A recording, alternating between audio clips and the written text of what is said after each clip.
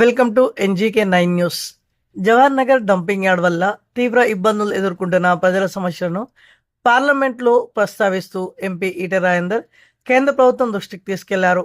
Dumping yard కారణంగా దమ్మాయిగూడ, జవహర్ నగర్, కాప్రా, గట్కేసర్, నాగారం ప్రాంత ప్రజలు ఎదుర్కొంటున్న ఆరోగ్య సమస్యలు, పర్యావరణ కాలుష్యం, భవిష్యత్తుపై నెలకొన్న ఆందోళనను సభలో వివరించారు.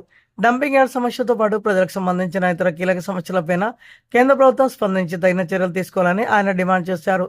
ప్రజల తరపున పార్లమెంట్లో గలమెత్తి వారి సమస్యలను దేశ రాజధాని స్థాయిలో వినిపించడం అభినందనీయమని స్థానికులు పేర్కొన్నారు.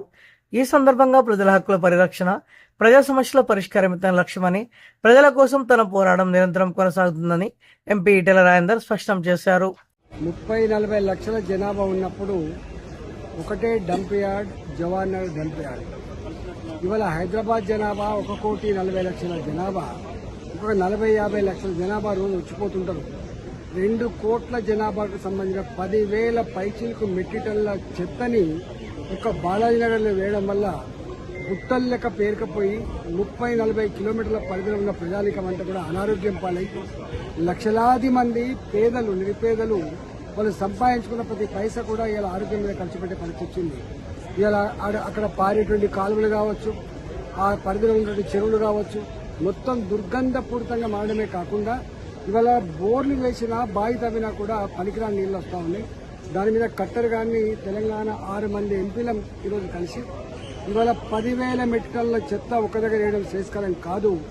మీరు ఇంత టెక్నాలజీ పెరిగింది, ఇన్ని డబ్బులు ఖర్చు పెడతా ఉన్నారు, ప్రజల ఆరోగ్యంతో చిలకడ మారుతుందని చెప్పినప్పుడు దాన్ని జీరో పొల్యూషన్ తో చేసే ప్రయత్నం చేస్తామని చెప్పి వారు మాటిచ్చింది.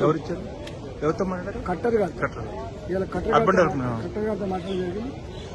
జవహర్ నగర్ లో 1 కిలో చెత్త కూడా ఇప్పుడు వేయద్దు, చెత్తను బయట పంపించండి, చెత్తను జీరో పొల్యూషన్ తో, ఇలా వాయు కాలుష్యం లేకుండా, నీళ్ల కాలుష్యం లేకుండా, డిశ్చార్జ్ వాటర్ లేకుండా అదంతా కూడా కొత్త టెక్నాలజీతో మీరు పెట్టే ప్రయత్నం చేయండి. జవహర్ నగర్ చూసిన తర్వాత తెలంగాణలో ఎక్కడ కూడా డంప్ యార్డ్ పెట్టింది ప్రజలు కూడా. ఇవాళ దాన్ని అర్థం చేసుకోమని చెప్పి కోరుతా ఉన్నా.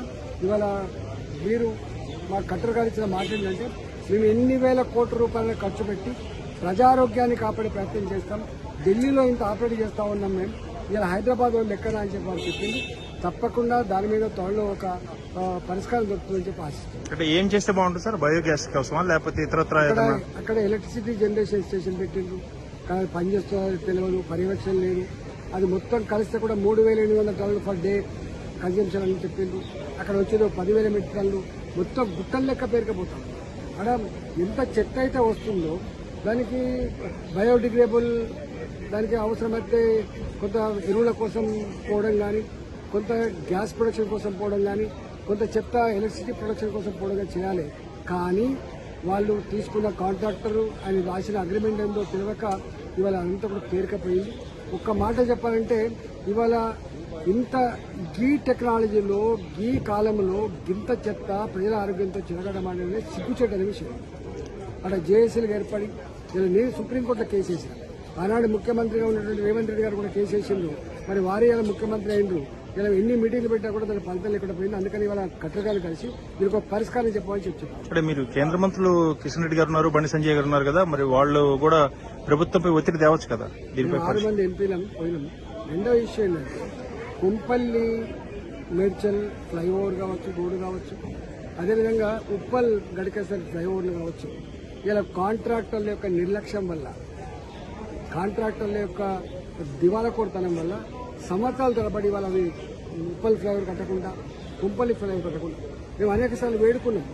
ఫ్లైఓవర్ కట్టేదేదో ఖర్చు కానీ అటుపక్క ఇటుపక్క ఉన్న సర్వీస్ రోడ్లు మాత్రం మంచి డాంబర్ రోడ్లుగా మార్చండి, గుంతలు లేని రోడ్లుగా మార్చండి. 10,000 సంఖ్యలో ఇప్పటికే చనిపోతా ఉన్నారని చెప్పి గడ్కరీ గారికి నేను స్వయంగా నాగపూర్ పోయి చెప్పొచ్చింది. వారు అనేక సార్లు ఆదేశాలు ఇచ్చారు. కానీ ఎక్కడైతే అక్కడనే ఉంటే మొత్తం 6 మంది ఎంపీలు తెలంగాణ రాష్ట్రం మొత్తంలో ఎక్కడైతే నేషనల్ హైవేస్ కింద పనులు జరుగుతూ ఉన్నాయో, అవి ఫ్లైఓవర్లు కావచ్చు, అవి రోడ్లు కావచ్చు, అవి సర్వీస్ రోడ్లు కావచ్చు, ఆ పనులను కూడా త్వరలో చేయమని చెప్పడం. నెక్స్ట్ వీక్ వెంటనే ఒక రివ్యూ పెడతామని చెప్పడం తెలంగాణ మీద. రెండవది, తక్షణమే గడికేశ్వర రూట్లో కానీ, కుంపల్ రూట్లో కానీ గుంతలు లేని ఒక మంచి డాంబర్ రోడ్లు వితిన్ 10 days వేయాలని చెప్పి ఒక ఆదేశం ఇచ్చింది. నాకు తెలిసి ఈ 10 రోజుల్లో గడికేశ్వర వైపు ప్రయాణం చేసే ప్రయాణికులకు కానీ, కుంపల్లి మేడ్చల్ వైపు ప్రయాణం చేసే వాళ్ళకి కానీ ఏ హడ్డుల్స్ లేకుండా, రోడ్ల మధ్యలో ఏవి హడ్డుల్స్ లేకుండా మొత్తం క్లీన్ డాంబర్ రోడ్ వేయించే ప్రోగ్రామ్ కూడా విత్ ఇన్ 10 days లో వేయబోతుంది.